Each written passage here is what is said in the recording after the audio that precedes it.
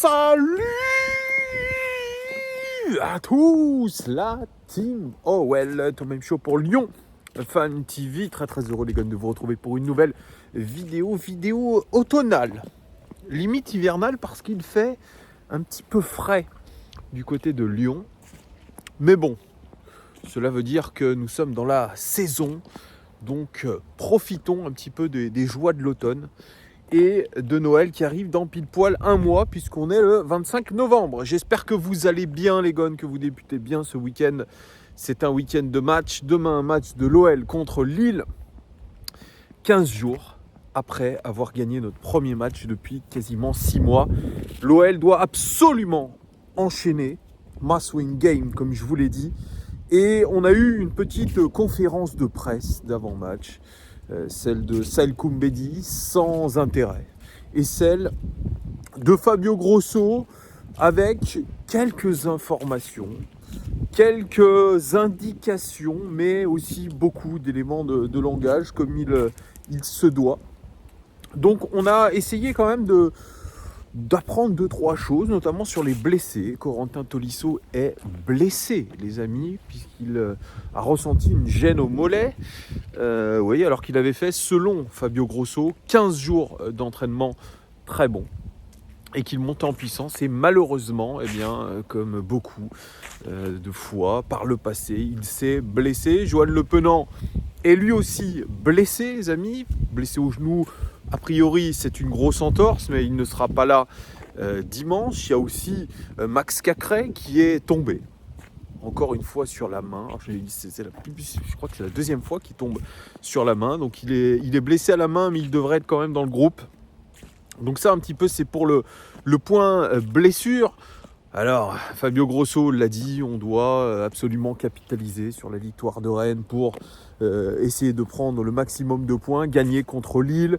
J'essaye, a-t-il dit, plusieurs systèmes de jeu parce que je n'ai pas encore trouvé le système idéal, mais il y a quand même des choses qui reviennent, notamment ces 4 défenseurs avec un latéral qui est plus haut que l'autre, un milieu à 3 avec une pointe basse ou une pointe haute, 3 attaquants. Il dit voilà, moi j'essaye de trouver un système avec le plus d'équilibre possible, et quand on a des absents, je compte évidemment sur les remplaçants pour pouvoir apporter quelque chose, et tous les joueurs du groupe comptent.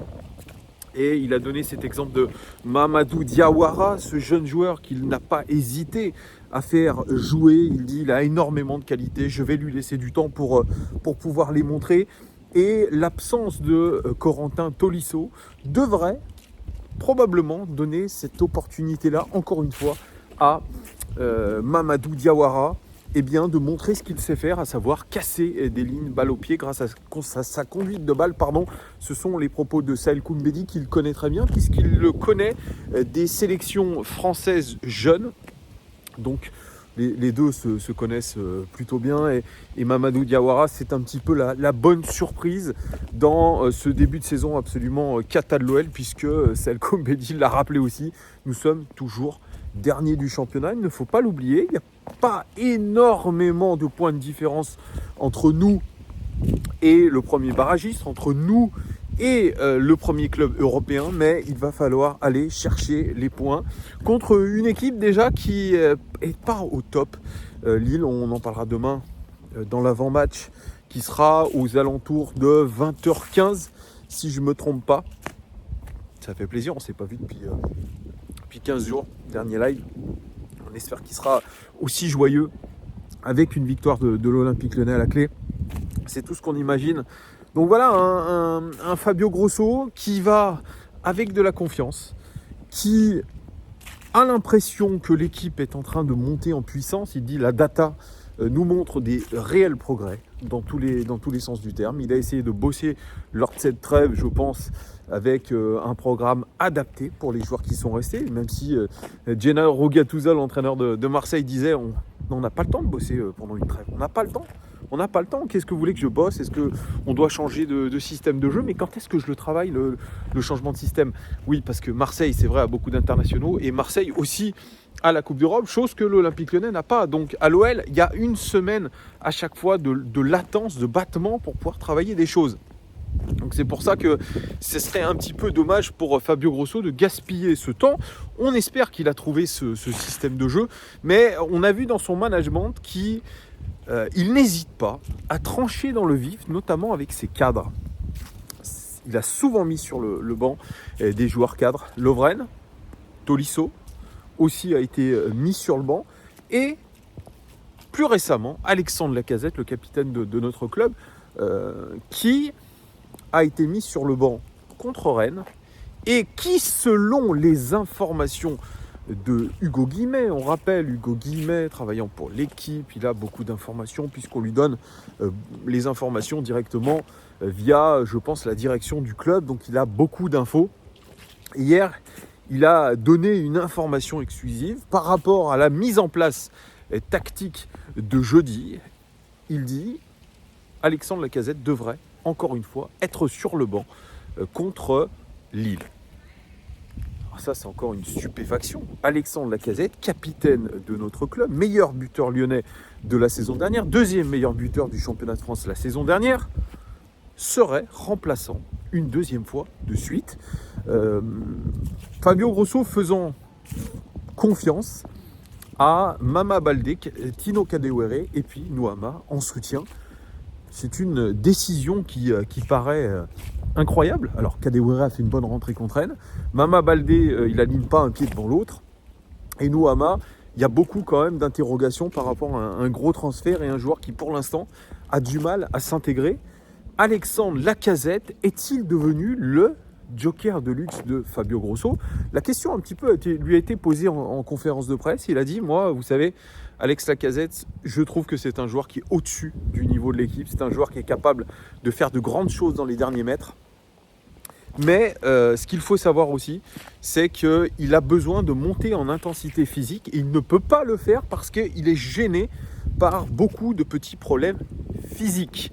Donc, il dit, moi, quand je le mets titulaire, Alex Lacazette, je ne peux pas le faire sortir. C'est difficile de le faire sortir parce que, déjà, donc, capitaine de l'équipe, joueur important de l'effectif, mais voilà, il peut être décisif à n'importe quel moment. Donc, le faire sortir, c'est prendre un risque.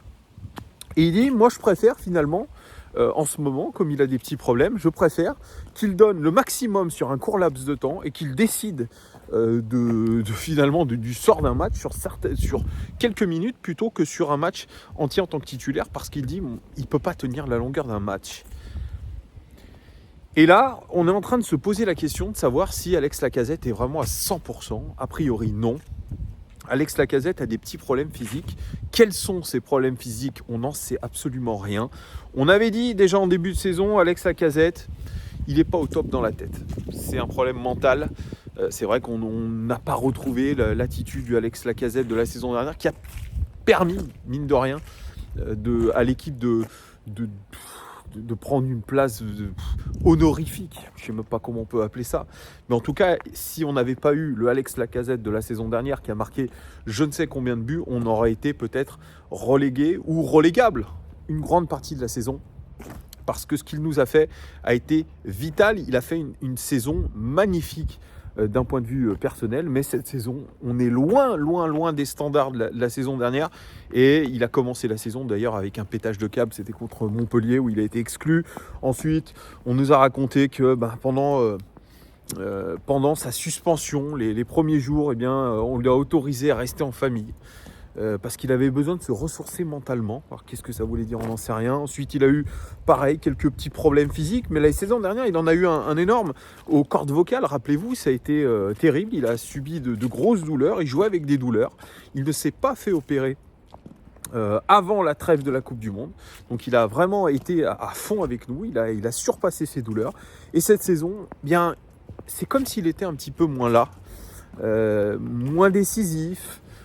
Plus brouillon dans ce qu'il réalise. Il est souvent les mains en l'air à vociférer contre ses coéquipiers.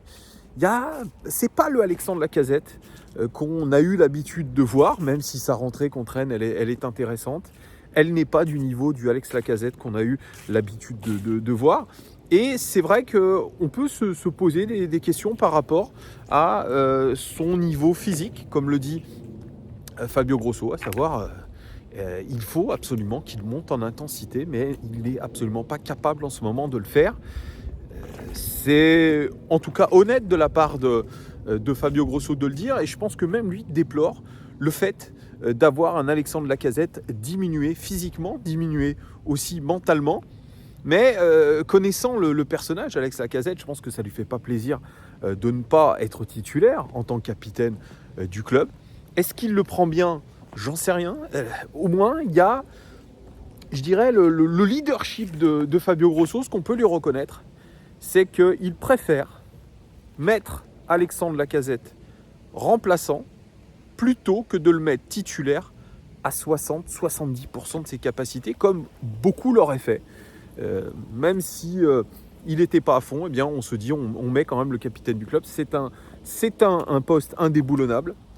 C'est un joueur qui a un totem d'immunité. On l'a souvent dit, nous, en tant que supporters, on a reproché à beaucoup de coachs de laisser des totems d'immunité à certains joueurs.